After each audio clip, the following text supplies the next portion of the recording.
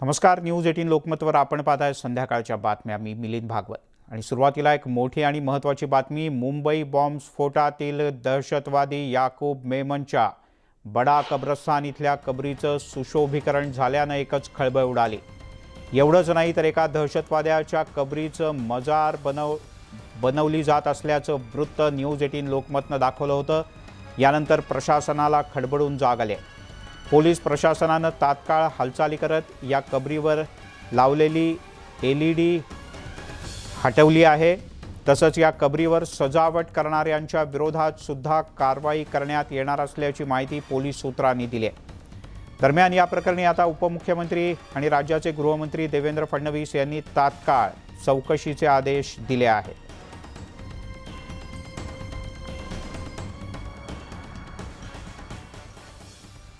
तुमचं सारं सरकार असताना तुमच्या सरकारमध्ये अशा घटना होतात. महाराष्ट्राची मान खाली जाणाऱ्या घटना होतात. महाराष्ट्राच्या जनतेला त्या ठिकाणी दुःख वाटेल आणि महाराष्ट्राच्या जनतेच्या मनात वाईट प्रतिमा तुम्ही निर्माण केली आहे. खऱ्या अर्थाने महाराष्ट्राची माफी उद्धव ठाकरेजींनी मागितली पाहिजे आणि सरकारने तर यांना शोधून काढलंच पाहिजे. कोण कोण या घटनेमध्ये आहेत, कोण कोण या सौंदर्यीकरणाचे भागीदारी आहेत हे शोधून काढलं पाहिजे असं मला वाटतं. महामहिम न्यायमूर्ती महोदयांनी सारी बाजू ऐकल्यानंतर विश्वरत्न महामानव डॉक्टर बाबासाहेब आंबेडकरांच्या घटनेनुसार ही कृती, हे पाप, हे फासावर लटकवण्या इतकं अतिशय गंभीर आहे हे अधोरेखांकित केलं. आणि त्यानंतर जर काही लोक संविधानाचा अवमान करत असतील, हे विषारी विचार पोहोचवण्यासाठी त्याला अप्रत्यक्ष मदत करत असेल, त्याची चौकशी होणं गरजेचं आहे. आणि माननीय गृहमंत्री महोदयांनी याच्या चौकशीचे आदेश निर्गमित करण्याचा निर्णय केला. ग्राउंडवर काम करणारा आज नेता महाराष्ट्राचा मुख्यमंत्री आहे आणि हे दोघंही या बाबतीत वेगवेगळ्या असणाऱ्या उपाययोजना कठोर त्या ठिकाणी राबवणं, नवीन अशा गोष्टी कुठे होत असतील इंटेलिजन्सच्या माध्यमातून त्याचं सुपरविजन करून त्या ठिकाणी उपाययोजना करणं याचा निश्चितच दक्ष आहेत. किंवा आणखी जे काही करावं लागेल अशा गोष्टी न होण्यासाठी त्या संदर्भात शिंदे फडणवीस सरकार निश्चितच अत्यंत कठोरपणे भूमिका घेईल. काळजीपूर्वक अशा गोष्टी होणार नाही त्याची काळजी घेईल आणि जनतेचं रक्षण करेल, जनतेला आत्मविश्वास देईल. उद्धवजी 25 वर्ष महानगरपालिकेत तुम्ही बसलात, मग तुमच्या नाकाखाली महापौर तुमचा, मुख्यमंत्री तुम्ही, आणि दाऊदच्या माणसांच्या कबरींचं सौंदर्यीकरण चालू आहे. आणि म्हणून दाऊदचे प्रचारक म्हणून आता तुम्ही काम करा. त्यापेक्षा पुढचा कार्यक्रम शिवसेनेने हाच घोषित करावा. पेंग्विन सेनेच्या, युवा सेनेच्या लोकांनी कबर बचाव कार्यक्रम घोषित करावा आणि वाटलंच तर पेंग्विन सेनेचे युवा अध्यक्ष त्यांनी त्याचं नेतृत्व करावं.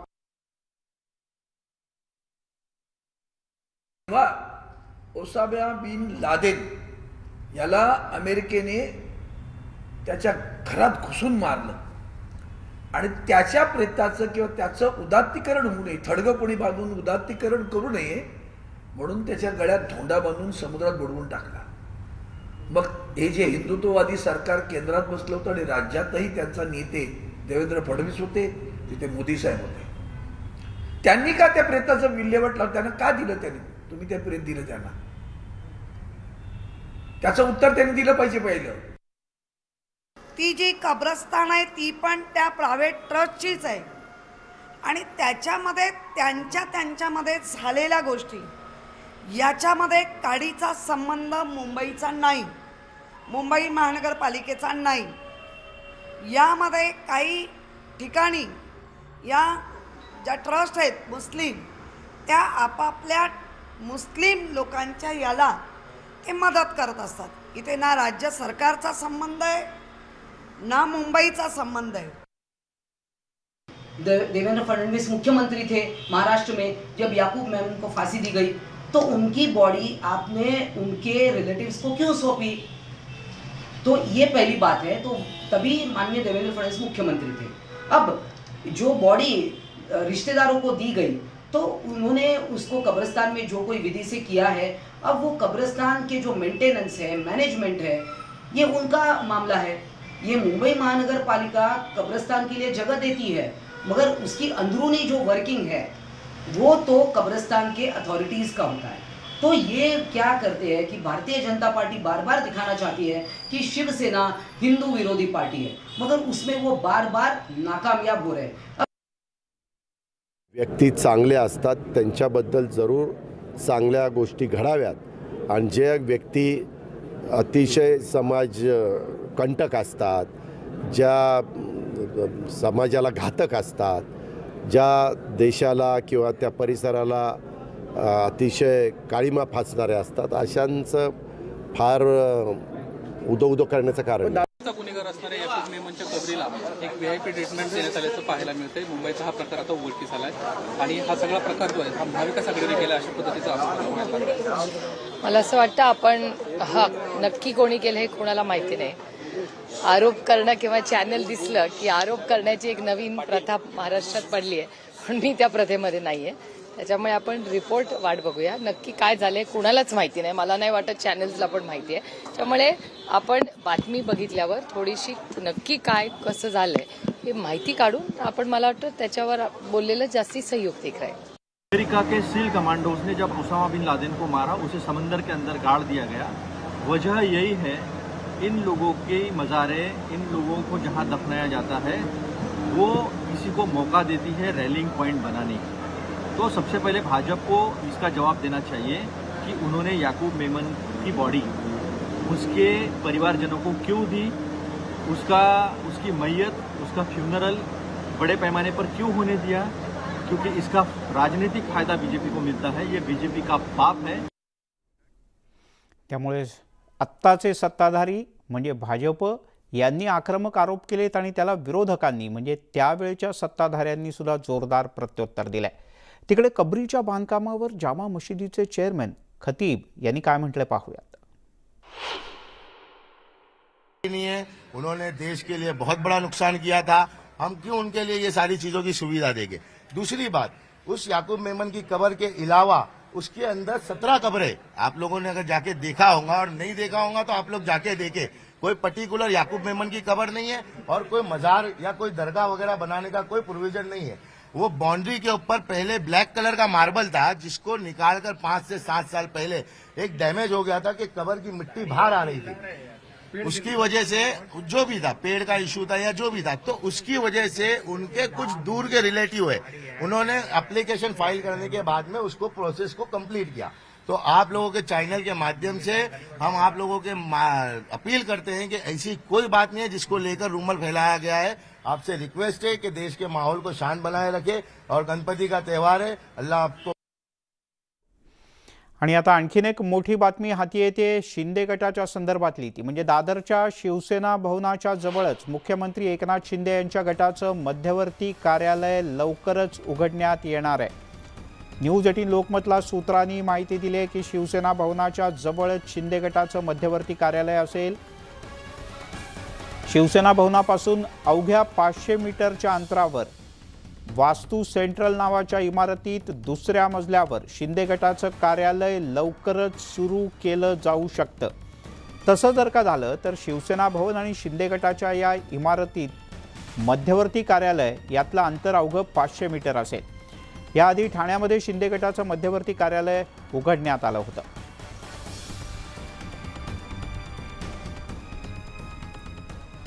राज्यातील विविध पायाभूत सोयीसुविधांच्या प्रकल्पांसह इतर कामांना गती देण्यासाठी मुख्यमंत्री एकनाथ शिंदे यांच्या अध्यक्षतेखाली मुख्यमंत्री वॉर रूमची स्थापना करण्यात आली. या वॉर रूमच्या माध्यमातून bullet train, metro car shed, Vadodara Mumbai expressway यासारख्या अनेक महत्त्वाच्या कामांवर लक्ष ठेवलं जाणार आहे. राज्यात सध्या अनेक पायाभूत सोयीसुविधांचे प्रकल्प आणि इतर महत्त्वाकांक्षी नवीन प्रकल्प हाती घेण्यात आले. या सर्व प्रकल्पांच्या योजनाबद्ध आणि वेगवान अंमलबजावणीसाठी मुख्यमंत्री सचिवालयाच्या वतीनं या वॉर रूमची तयारी करण्यात आली. या वॉर रूमच्या अध्यक्षपदी स्वतः मुख्यमंत्री एकनाथ शिंदे असतील. सहअध्यक्षपदी उपमुख्यमंत्री देवेंद्र फडणवीस असतील.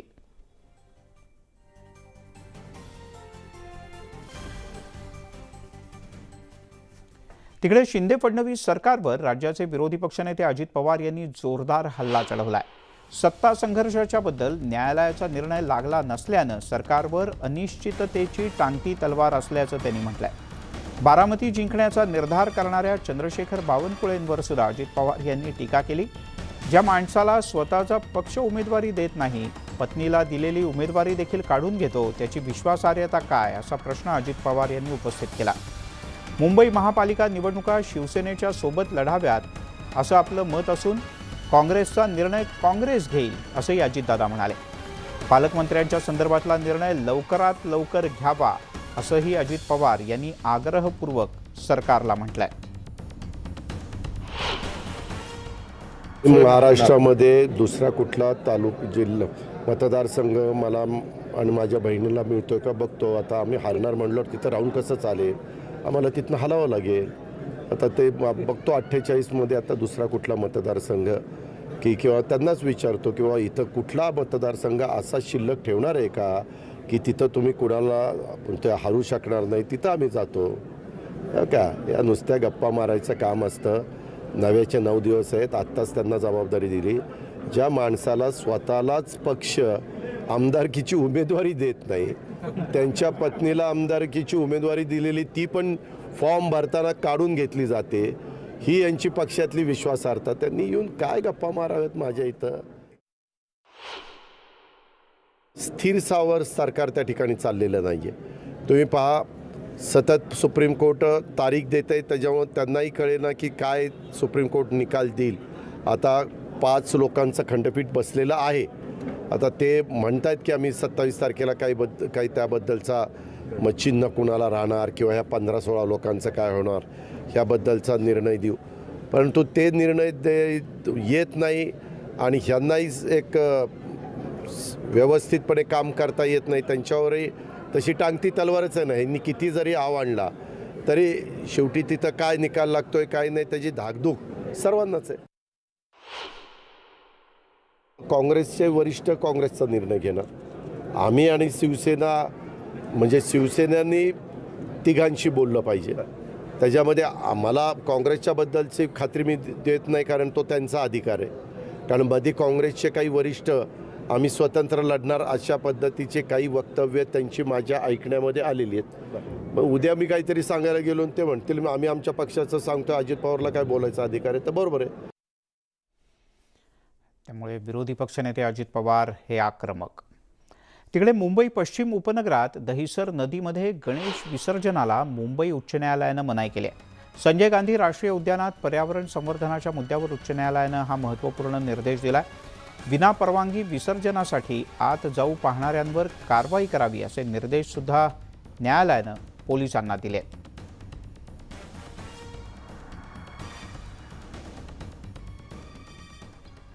केंद्रीय गृहमंत्री अमित शहा यांच्या मुंबई दौऱ्यात एक मोठी चूक झाल्याचं त्यावेळेला समोर आलं होतं. शहा 2 दिवसांच्या मुंबई दौऱ्यावर असताना ही व्यक्ती सतत सुरक्षा भेदत त्यांच्यापर्यंत पोहोचण्याचा प्रयत्न करत होती, असं नंतर उशिरा पोलिसांच्या लक्षात आलं. पोलिसांनी दिलेल्या माहितीनुसार ही व्यक्ती उपमुख्यमंत्री देवेंद्र फडणवीस यांच्या शासकीय निवासस्थानी अमित शहा आणि इतर राजकीय नेत्यांच्या भोवती वावरत असताना आढळली.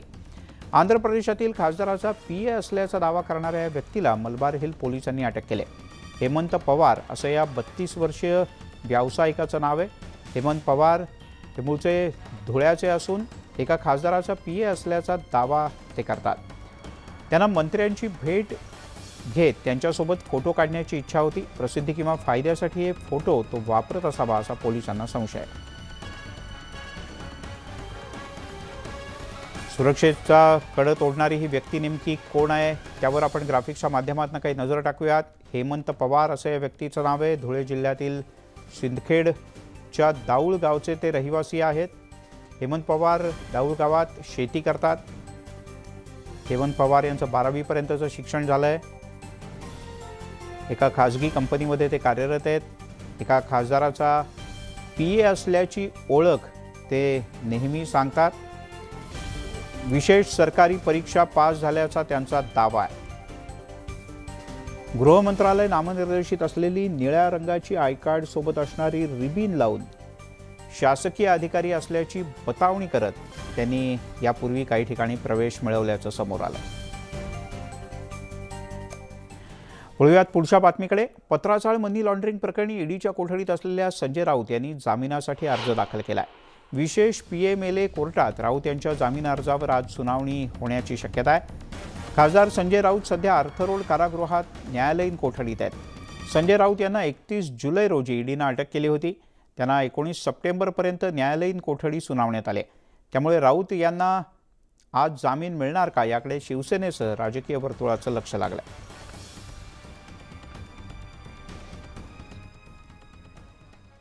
आता बातमी आहे थेट दिल्लीतून. केंद्र सरकारनं ऐतिहासिक अशा राजपथचं नाव बदललं आहे. नवी दिल्लीतल्या महानगरपालिकेच्या बैठकीत या प्रस्तावाला मंजुरी देण्यात आली. नेताजी सुभाषचंद्र बोस यांचा पुतळा ते राष्ट्रपती भवनापर्यंतच्या रस्त्याला आता कर्तव्यपथ अशा प्रकारचं नाव देण्यात आलंय. या कर्तव्यपथचं आज संध्याकाळी 7 वाजता पंतप्रधान नरेंद्र मोदी यांच्या हस्ते उद्घाटन होईल. नेताजी सुभाषचंद्र बोस यांच्या पुतळ्याचं अनावरण सुद्धा पंतप्रधानांच्या हस्ते होणार आहे. नेताजी सुभाषचंद्र बोस यांचा 28 फुटांचा उंच पुतळा एका मोनोलिथिक ग्रॅनाइट दगडात कोरलेला आहे. दरवर्षी 26 जानेवारीला प्रजासत्ताक दिनी संचलन याच रस्त्यावरून पुढे जात असतं. ब्रिटिश राजवटीच्या काळात या मार्गाचं नाव किंग्ज वे असं होतं. स्वातंत्र्यानंतर त्याचा थेट अनुवाद करून त्याला राजपथ असं म्हणण्यात आलं होतं. आपण ग्राफिक्सच्या माध्यमातून काही मुद्द्यांवर नजर टाकूयात. हा जुना राजपथ म्हणजे आताचा कर्तव्यपथ. हा साधारण 3 किलोमीटर लांबीचा रस्ता आहे. राष्ट्रपती भवन ते इंडिया गेट 4087 झाडं आणि 114 आधुनिक बोर्ड हे या रस्त्यावर लावण्यात आले. 3.90 लाख चौरस मीटर परिसराचं सुशोभीकरण यासाठी करण्यात आलंय. 74 ऐतिहासिक प्रकाश दिवे आहेत. 900 पेक्षा अधिक दिवे, 8 फीचर ब्लॉक्स, 300 CCTV कॅमेरे. एवढंच नाही तर 6 नवीन वाहनतळ, 1125 वाहनांसाठी पार्किंगची व्यवस्था, इंडिया गेटजवळ 35 बससाठी पार्किंग आणि स्टँडबोर्ड बोलार्ड हे साधारण 1580 इथे लावण्यात आले. आपण पाहताय संध्याकाळच्या बातम्या. अमरावतीतील लव जिहाद प्रकरणाला आता वेगळं वळण लागलंय. संबंधित युवती ही साताऱ्यात सापडले. दरम्यान आज रात्रीपर्यंत मुलगी अमरावतीत पोहोचेल. ती मुलगी स्वतः रागाच्या भरातच निघून गेली होती अशी माहिती अमरावती पोलीस आयुक्त आरती सिंग यांनी दिली. सातारा पोलीस ठाण्यात पीडित मुलीनंच हा जबाब नोंदवल्याचं त्यांचं म्हणणं आहे. दरम्यान 6 तासांच्या पाठलागानंतर लोहमार्ग पोलिसांनी सापळा रचला. सातारा रेल्वे पोलिसांनी या मुलीला ताब्यात घेतलं. अमरावती इथली ही तरुणी कालपासून बेपत्ता होती.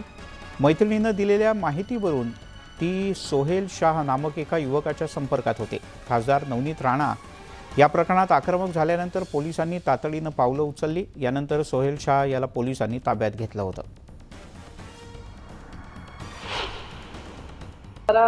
मध्ये त्यांना रेल्वे स्टेशनवरून त्यांनी घेतला. तिथे जे प्रिलिमिनरी बयान तिचे झालेलं आहे त्याच्यामध्ये तिने असं सांगितलेलं आहे की ती घरातून स्वतः निघाली आणि काही कारणामुळे म्हणजे घरातून काही कारणामुळे रागाच्या भरात ती निघाली आणि बडनेरावरून तिने ट्रेन घेतला आणि ती पुणेला पोहोचली आणि पुणेनंतर सातारा आणि ती एकटे प्रवास करत होती असं तिने स्वतः सांगितलं. जो लव जिहादचा संशयित आरोपी होता त्याला रात्री उशिरा ताब्यात घेतलं आणि त्याच्यावरून जो काही शोध आणि जो काही तपास त्यांनी चालवला त्या तपासाला आज यश आलेलं आहे. काल रात्रीपासूनच त्यांना सुगावा लागलेला होता आणि मुलगी प्रवासामध्ये होती. मुलीला साताऱ्याला पाठवून पुढे तिथून गायब करायचं अशा तऱ्हेची यंत्रणा होती. फार नियोजनबद्ध पद्धतीने यंत्रणा काम करत असते, पण ही यंत्रणा पोलिसांनी हाणून पाडलेली आहे. पोलिसांना शोध लागला. पोलिसांना सातारा पोलिसांनी मदत केली, अमरावती पोलिसांना, रेल्वे पोलिसांनी मदत केली आणि या सगळ्यांच्या माध्यमातून ती मुलगी सुखरूपपणे आता साताऱ्याला सुरक्षितपणे पोलिसांच्या ताब्यामध्ये आहे. ती मुलगी साताऱ्याला सापडलेली आहे आणि हे यश, या मुलींना वाचवण्याचं यश हे फक्त बजरंग दल, विश्व हिंदू परिषद आणि भारतीय जनता पक्षाचे कार्यकर्ते जागृत असल्यामुळे हे प्राप्त झालेलं आहे. दुर्दैवानं पोलिसांची भूमिका बोटचेपी होती आणि म्हणून माझं पोलिसांना आता माझी विनंती आहे, आग्रह आहे की आपण प्रोॲक्टिव्ह भूमिका घ्यावी. या मुलींचं संरक्षण झालं पाहिजे याची भूमिका घ्यावी. आणि या लव्ह जिहादमुळे अहमदनगरमधील श्रीरामपूर चर्चेत आलं. यात श्रीरामपूरमधील आणखीन एक धक्कादायक प्रकार समोर आलाय. मुस्लिम तरुणीशी महिन्याभरापूर्वी विवाह करणारा तरुण बेपत्ता झालाय. त्याचा घातपात करण्यात आल्याचा संशय कुटुंबियांनी व्यक्त केलाय. या तक्रारीनंतर पोलिसांनी 5 आरोपींना ताब्यात घेतलं असलं तरी अजून तरुणाचा कोणताही ठावठिकाणा लागलेला नाही. आपली पत्नी पुण्यात तिच्या मामाच्या घरी असल्याचं कळल्यानंतर 30 ऑगस्ट रोजी दीपकनं पुणे गाठलं. घरच्यांना आपल्या मित्रांसोबत नोकरीच्या शोधात पुण्याला चाललो असल्याचं त्यानं सांगितलं होतं. त्यानं पुणे गाठलं आणि तेव्हापासून तो अद्यापही घरी परतलेला नाही. दीपकचा कोणताही ठावठिकाणा लागत नसल्यानं आता हिंदू संघटना आंदोलनाच्या पवित्र्यात आहेत.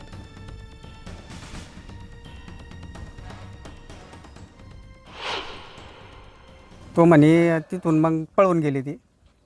त्याच्यानंतर पुन्हा घरी आली ती.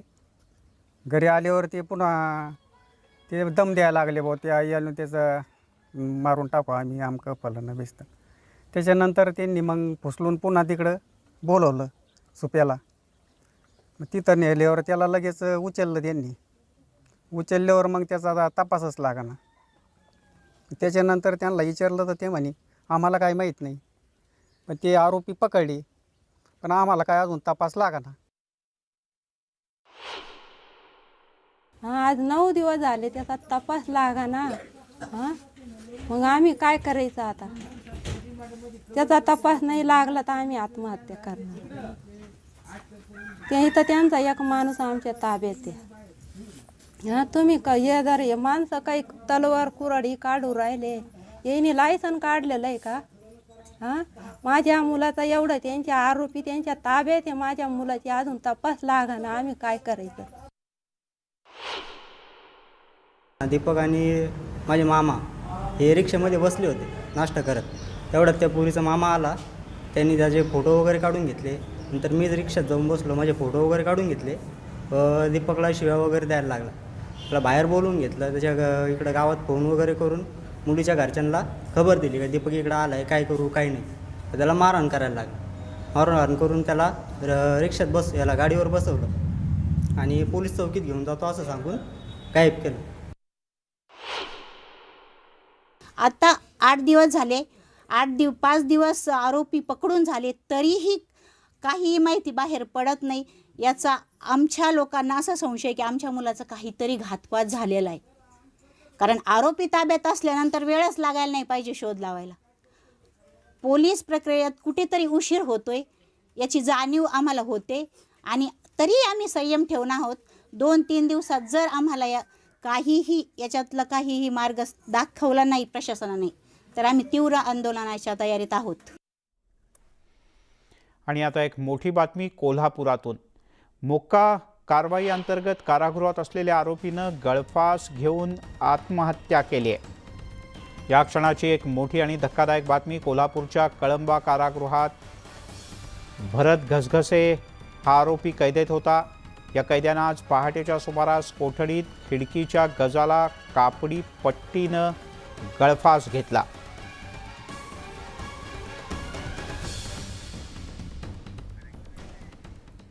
यवतमाळ शहरामध्ये गुन्हेगारी टोळ्यांचा धुडगूस वाढू लागलाय. अशाच एका टोळीनं बारमध्ये हवेत गोळीबार करत मोठा गोंधळ घातला. तसंच बार मालकाला बेदम मारहाण करत हॉटेलमध्ये तोडफोड सुद्धा केली. गुंडगिरीचा हा सगळा थरार सीसीटीव्हीत कैद झालाय. बार चालक लकी जयस्वाल यानं गुंडांच्या टोळक्याला बार बंद करण्यात सांगत बिलाचे पैसे मागितले आणि यावरून संतापलेल्या टोळक्यानं आधी जीवघेणा हल्ला केला आणि यानंतर पोबारा केला. शहरात गुंड टोळ्यांमध्ये सशस्त्र हल्ले आणि त्यांचा हैदोस वाढत असल्यानं नागरिकांमध्ये मोठी दहशत आहे.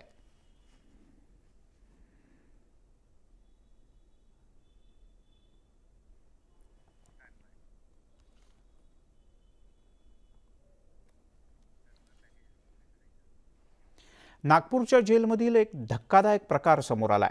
कोर्टातल्या सुनावणीवरून जेलमध्ये परतत असताना कैद्याकडे चक्क मोबाईल बॅटरी आणि गांजा सुरक्षा रक्षकांना सापडला.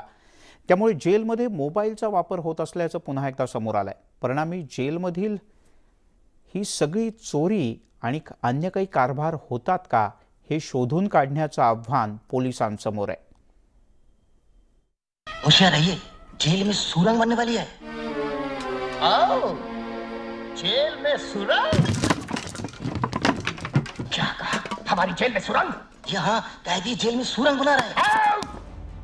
नागपूरच्या जेलमधला सुरुंग उघड झालाय.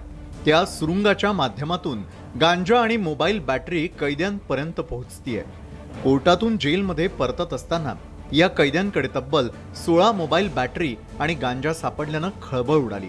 अनेक कैदी जेलमध्ये मोबाईल आणि अंमली पदार्थांचा वापर करत असल्याचं चौकशीत आरोपींनी सांगितलं. इन्व्हेस्टिगेशनमध्ये टेक्निकल आणि इतर पुरावा दिसून आला होता. त्याच्या अनुषंगाने काल रात्री लेट नाईट एक ॲक्शन प्लॅन करण्यात आली होती आणि आज सकाळी क्राईम ब्रांच आणि झोन 2चे पथक जेल ऑथॉरिटीजला कॉन्फिडन्समध्ये घेऊन एक कॉन्फिडेन्शियलरित्याने अर्जंट ॲक्शन सकाळी करण्यात आली. आरोपींनी दिलेल्या माहितीच्या आधारे जेलमध्ये सर्च ऑपरेशन राबवण्यात आलं. सर्च ऑपरेशनमध्ये 5 ग्रॅम गांजा सापडला, मात्र कोणताही मोबाईल आढळला नाही. सूरज कवळे या कैद्याकडे जेलमध्ये जाताना 15 मोबाईल बॅटरी सापडल्या होत्या. 51 ग्रॅम गांजाही सापडला होता. कागदामध्ये बॅटरी आणि गांजा लपवण्यात आला होता. नेण्यात येणाऱ्या बॅटरी मोबाईलसाठी वापरण्यात येणार होत्या. यानंतरही सर्च ऑपरेशन राबवलं जाणार असल्याचं स्पष्ट करण्यात आलंय.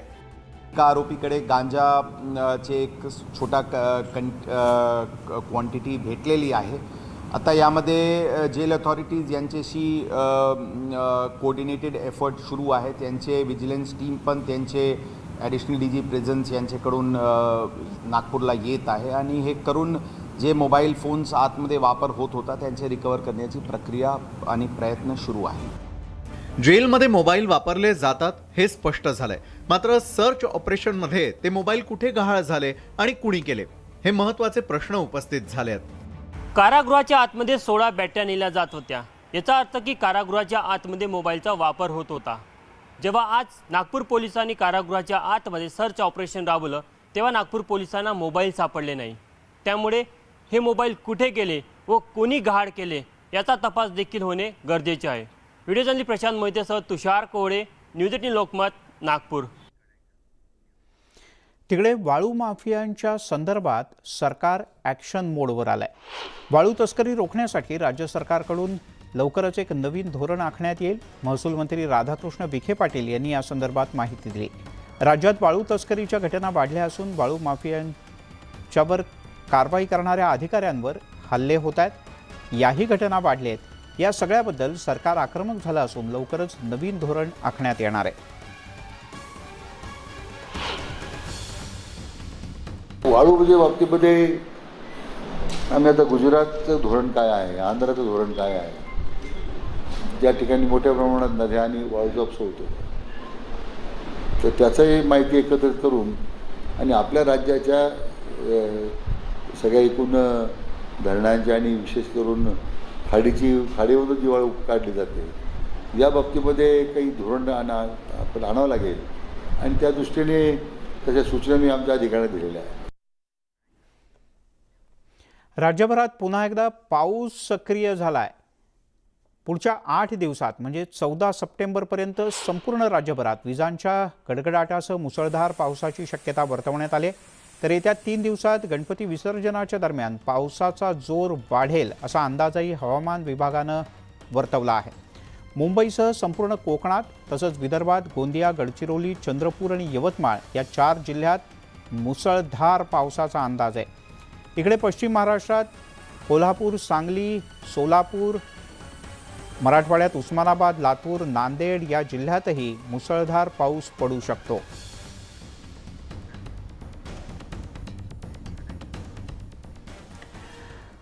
आणि आता पावसाच्या संदर्भातल्या काही बातम्या पण मुंबईतल्या. पुन्हा एकदा मुंबईत पावसानं दमदार हजेरी लावली. भर पावसातही अनेक नागरिकांचा पाऊस घेण्याचा आनंद हा पूर्णतः मिळाला नव्हता. याही वेळेला समुद्रकिनारी हळूहळू पावसाचे ढग दिसायला लागल्यानंतर गर्दी होते. सेल्फीच्या मोहात पडून जीव धोक्यात घालू नये असं आवाहन विभागाच्या वतीनं मुंबई मनपाच्या वतीनं करण्यात आलंय. पुढच्या 4 दिवसात पाऊस असल्यानं अनेक जण समुद्रकिनारी जाऊ शकतात, पण लाटासुद्धा उंच येऊ शकतात. या संदर्भात आमचे प्रतिनिधी प्रशांत बाग यांनी मुंबईतल्या समुद्र किनाऱ्यावरून एक आढावा घेतला. पाहूयात. हवामान खात्यानं दिलेला इशारा, आणखी मुसळधार पावसाची राज्याच्या अनेक भागात हजेरी. मुंबईमध्ये सुद्धा काल सायंकाळी 5 वाजता आलेला मुसळधार पाऊस रात्री उशिरापर्यंत सुरू होता. आज पुन्हा तीच वेळ आपल्याला सगळ्याच ठिकाणी दिसून येत आहे. आता म्हणत मुंबईच्या क्वीन्स नेकलेस याच ठिकाणी आपण बघतोय की समुद्राकडचं चित्र कसं दिसतंय. माझा सहकारी प्रवीण शेट्टीला विनंती करतो, प्रवीण आपण दाखवूया. दूरवर दिसणारा खरं तर राजभवनकरचा हा परिसर, आणखी तिथल्या इमारती या उंच धुक्यामध्ये भर दिवसा कशा गेलेल्या त्याचं स्पष्ट चित्र आपल्याला दिसतंय. समुद्रामध्ये अनेक ठिकाणी मच्छीमारांच्या नौका जात आहेत. खरं तर पश्चिम बंगालच्या समुद्रामध्ये कमी दाबाचा पट्टा तयार झालेला आहे. या बंगालच्या उपसागरात तयार झालेल्या कमी दाबाच्या पट्ट्यामुळं मुसळधार पावसाचा अंदाज हवामान खात्यानं वर्तवला होता. अजून 4 ते 5 दिवस हा पाऊस महाराष्ट्राच्या अनेक भागात, आपल्याला माहिती आहे की कोकण असो, पश्चिम महाराष्ट्र असो, उत्तर महाराष्ट्र असो किंवा यासोबत मुंबईला सुद्धा पावसाची संततधार ही अनेक वेळा अनेक ठिकाणी सुरू आहे. शेतकऱ्यांचं अपरिमित नुकसान होत आहे. पंचनामे केले जात आहेत. सरकारी यंत्रणा कामाला लागलेली आहे. पण असं जरी असलं तरी प्रत्यक्षामध्ये शेतकरी खरोखर हवालदिल झाले एवढं मात्र निश्चित. पण एक गोष्ट सगळ्यात महत्वाची आहे, हे निसर्गाचं रूप दिसायला कितीही विलोभनीय असलं तरी एका पाण्याच्या तीव्र डोहाजवळ, नदीच्या प्रवाहाजवळ किंवा समुद्राच्या पाण्याजवळ जाऊन सेल्फी काढण्याच्या मोहात पडू नका. कारण एकीकडे गणेश विसर्जन तोंडावर आलंय आणि त्याचबरोबर जर का या पाण्याच्या मोहात जाऊन सेल्फी काढण्याचा प्रयत्न केला आणि कोणती दुर्घटना घडली तर निसर्ग जितका विलोभनीय असतो तितकाच तो आयुष्याला मारक सुद्धा ठरू शकतो. न्यूज 18 लोकमत सातत्यानं हे आवाहन करतंय. काळजी घ्या आणि सुरक्षित राहा. व्हिडिओ जर्नलिस्ट प्रवीण शेट्टीसह प्रशांत बाग, न्यूज 18 लोकमत, मुंबई. त्यामुळे आपण पाहतोय मुंबईत मरीन ड्राईव्हची दृश्य आणि त्याच वेळेला लालबागच्या राजा परिसरात, म्हणजे मुंबईच्या अनेक भागात, मुंबई शहर उपनगरात सर्वत्र आता पावसाच्या सरी सुरू झाल्या आहेत. लालबागच्या राजाच्या दर्शनासाठी भक्तांची अलोट गर्दी झाली आहे. पावसाला जोरात सुरुवात झाली आहे. कालही भर पावसात शेकडो गणेश भक्तांनी बाप्पाचं दर्शन घेतलं होतं आणि आत्ताही बाप्पाच्या दर्शनासाठी मोठ्या प्रमाणात भक्तांनी गर्दी केल्याचं पाहायला मिळत आहे. तर इकडे समुद्रात वाऱ्यांचा वेग आज सकाळपेक्षा आणि कालच्यापेक्षा अधिक वाढला आहे.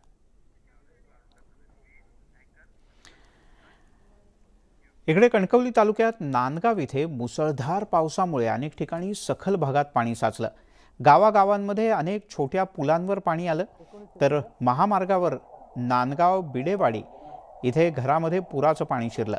यामुळे ग्रामस्थ चांगलेच संतप्त झाले. पोलीस आणि प्रशासनाकडून लोकांची समजूत काढण्यात येते. तर सर्व्हिस रोडवर पाणी आलं होतं, काही घरांमध्ये पाणी घुसलं, त्यामुळे नागरिकांचं मोठ्या प्रमाणात नुकसानही झालं.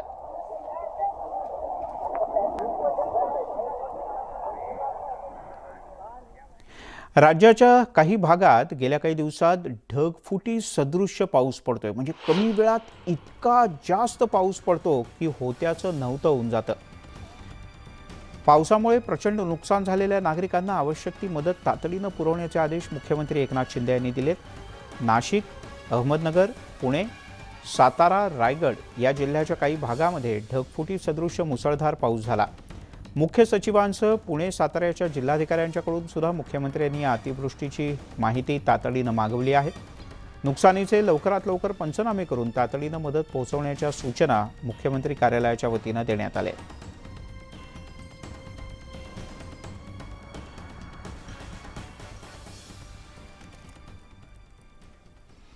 तिकडे चोपडा इथे गेल्या 20 दिवसांपासून पावसानं दडी मारली होती. त्यामुळे कोरडवाहू शेतातील पिकांची वाढ खुंटली.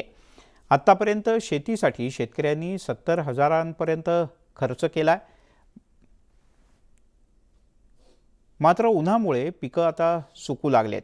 पिकांची वाढही खुंटली. त्यामुळे शेतीसाठी घातलेला खर्च हा वाया जाणार की काय अशी भीती अनेक शेतकऱ्यांना सतावते. कर्जाची परतफेड कशी करायची हा प्रश्नसुद्धा शेतकऱ्यांच्या समोर उभा ठाकला.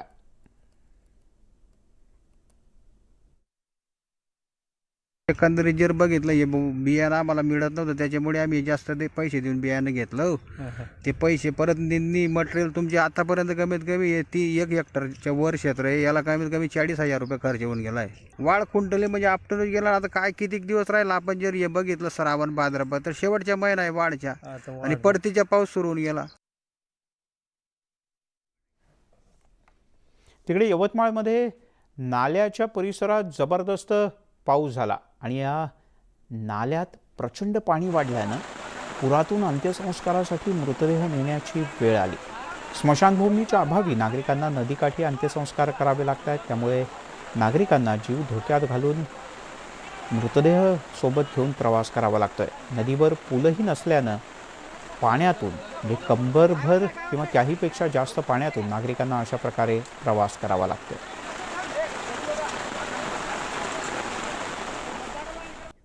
ब्रेकनंतर आपल्या सगळ्यांचं पुन्हा एकदा स्वागत.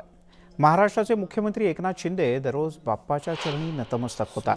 अभिनेते असोत किंवा राजकीय नेते, सगळ्यांच्या दगडूशेठ हलवाई गणपतीचं दर्शन घेतलं. यावेळेला त्यांनी गणरायाची आरती केली. नवीन आलेल्या सरकारच्या माध्यमातून चांगलं काम होण्यासाठी बाप्पाचे आशीर्वाद आमच्या सगळ्यांवर राहू देत अशी प्रार्थना त्यांनी केली.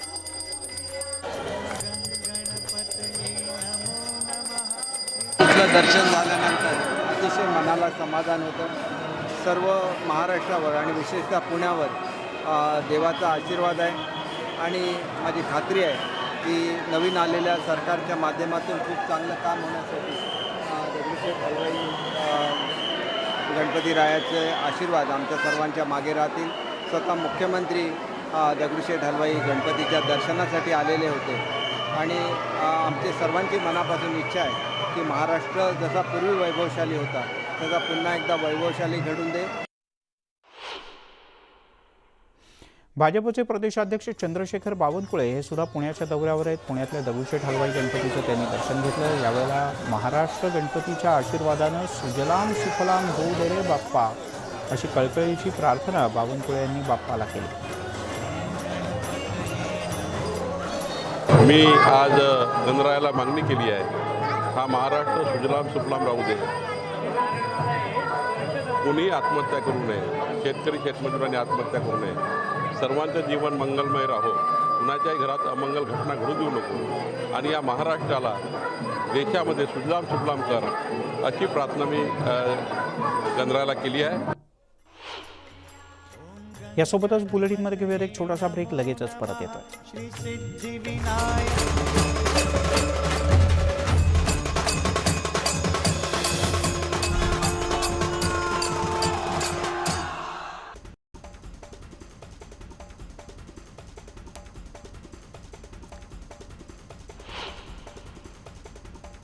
नापिकी आणि कर्जबाजारीपणाला कंटाळून बीडमध्ये तरुण शेतकऱ्यांना आत्महत्या केली.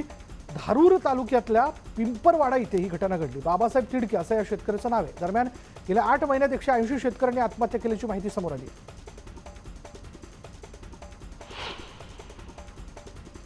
बुलढाण्यामधील मलकापूरमधील वडोदा इथे एका शेतकऱ्याला शेतीचं काम करत असताना विजेचा धक्का लागला. त्याची प्रकृती गंभीर आहे.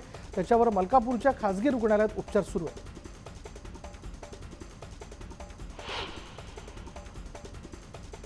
जळगावमध्ये मुदत संपलेली दारू ग्राहकाला दिल्यानं राज वाईन शॉपवर राज्य उत्पादन शुल्क विभागानं कारवाई केली. या कारवाईनंतर मुदत संपलेल्या 124 बाटल्या, 10 दारूचे टीन पोलिसांनी जप्त केलेत. मुदत संपलेली दारू प्यायल्यानं तरुणाला त्रास झाला आणि त्यानंतर हा प्रकार जो आहे तो उघडकीस आला. नागपूर औरंगाबाद या महामार्गावर जवळका गावाजवळ ट्रकने पेट घेतला आणि आगीत ट्रकमधील लाखो रुपये किमतीचं सोयाबीन जळून खाक झाले. सदर ट्रक वाडेगाववरून चंद्रपूरला जाताना ही घटना घडली.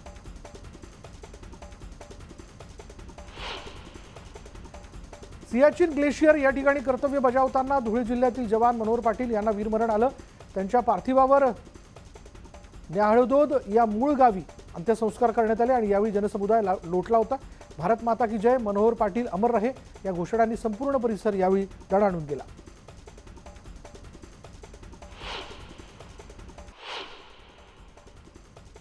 राज्यातल्या अनेक भागात ढगफुटी सदृश्य पाऊस झाला. पावसामुळे नुकसान झालेल्या नागरिकांना आवश्यक ती मदत तातडीनं पुरवण्याचे आदेश मुख्यमंत्री एकनाथ शिंदे यांनी दिले. नाशिक, अहमदनगर, पुणे, सातारा, रायगड जिल्ह्याच्या काही भागांमध्ये ढगफुटी सदृश्य पावसामुळे नुकसान झाले. या नुकसानीचे पंचनामे करून मदत पोहोचवण्याच्या सूचना मुख्यमंत्र्यांनी दिल्या. पावसामुळे दरड कोसळण्याचं सत्र सुरूच आहे. सातारा महाबळेश्वर रोडवरील केळघर घाटात दरड कोसळली. दरड कोसळल्याने रस्त्याचा काही भाग खचल्यानं वाहतूक विस्कळीत झाली. सिंधुदुर्ग जिल्ह्यात आज वादळी वाऱ्यासह मुसळधार पावसाने हजेरी लावली. दरम्यान अचानक पाऊस आल्यामुळे अनेकांची तारंबळ उडाली. तर मोठा पाऊस झाल्यामुळे रस्त्यावर सुद्धा ठिकठिकाणी पाणी साचलं होतं. जिल्ह्यात विशेषतः कुडाळ तालुक्याला पावसाने अक्षरशः झोडपून काढलं. बीड जिल्ह्यात पहाटे 3 ते 5 या 2 तासाच्या कालावधीत वादळी वाऱ्यासह धुवाधार पाऊस बरसल्यानं शहरातील सखल भागात पाणी साचलं होतं आणि या हंगामातील सर्वात मोठा पाऊस असल्याचं शेतकऱ्यांनी सांगितलं आणि यामुळे जलसिंचन प्रकल्पात पाणीसाठा होण्यास मदत होणार आहे. पुराच्या पाण्यातून नागरिकांचा जीवघेणा प्रवास सुरूच आहे. भंडाऱ्यात एका तरुणाने किराणा दुकानातून सामान आणण्यासाठी पुराच्या पाण्यातून प्रवास केला. त्याने प्लास्टिकच्या स्टूलला दोर बांधून त्यावर उभं राहत जीव धोक्यात घालत रस्ता पार केला आणि त्याचा हा व्हिडिओ सध्या व्हायरल होतोय.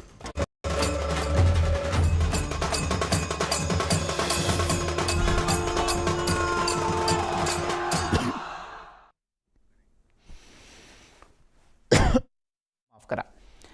गणपती बाप्पा उद्या त्याला भावपूर्ण वातावरणात निरोप दिला जाणार आहे. गेली 2 वर्ष कोरोनामुळे विसर्जनाच्या मिरवणुकांवर बंदी घालण्यात आली होती. यंदा मात्र असं कोणत्याही प्रकारचं बंधन विसर्जन मिरवणुकांवर सुद्धा नाही. सर्वत्र विसर्जन मिरवणुका या जल्लोषात निघणार आहे. यासाठी पालिकेकडून चोख बंदोबस्त करण्यात आला आहे.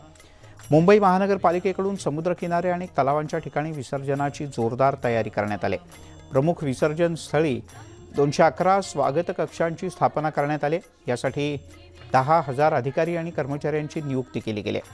समुद्रकिनारी आणि प्रमुख विसर्जन ठिकाणी 786 जीवरक्षक सुद्धा तैनात करण्याची तयारी करण्यात आली. आपण काही मुद्द्यांवर नजर टाकूयात. महापालिकेनं पूर्ण क्षेत्रात 188 नियंत्रण कक्ष स्थापन केलेत आणि या सगळ्यांचा एक मुख्य नियंत्रण कक्ष असेल. 45 मोटार बोटी विविध ठिकाणी तैनात करण्यात आले. चौपाट्यांवर प्रामुख्यानं 39 जर्मन तराफांची सुद्धा व्यवस्था करण्यात आली, जेणेकरून मोठ्या मूर्ती ह्या समुद्रात अधिक आतपर्यंत नेऊन विसर्जित करता येऊ शकतील. प्रमुख विसर्जनस्थळी 211 स्वागत कक्ष आहेत. 786 जीवरक्षक तैनात करण्यात आलेले आहेत. प्रकाश व्यवस्थेसाठी 3069 फ्लड लाईट्स, 71 सर्च लाईट, याशिवाय 188 प्रथमोपचार केंद्र या सगळ्या विसर्जन स्थळावरती असतील. इथे डॉक्टर, 83 रुग्णवाहिका हे सुद्धा तैनात असेल. विविध ठिकाणी निर्माल्य हे कलशात टाकावं यासाठी 357 निर्माल्य कलश तयार केले गेलेत. या निर्माल्य कलशाच्या माध्यमातून जमा होणारं निर्माल्य त्याच्या वाहतुकीसाठी 287 गाड्यांची व्यवस्था करण्यात आली. ज्या मोठ्या चौपाट्या आहेत तिथे आणि जिथे अधिक गर्दी होऊ शकते अशा ठिकाणी 48 निरीक्षण मनोरे, 460 पोलादी प्लेट्स, ज्यामुळे मोठ्या मूर्ती या समुद्राच्या अगदी टोकापर्यंत आणणं सहज शक्य होईल अशी ही व्यवस्था करण्यात आली आहे. आवश्यक तिथे संरक्षक कठडे उभारले गेलेत. 134 तात्पुरत्या शौचालयांची व्यवस्था सुद्धा करण्यात आली आहे. मात्र या सगळ्याकरता विसर्जनाकरता ऑनलाईन नोंदणी मात्र आवश्यक आहे. यासोबत बुलेटिनमध्ये इथेच थांबूयात. पाहत रहा न्यूज 18 लोकमत.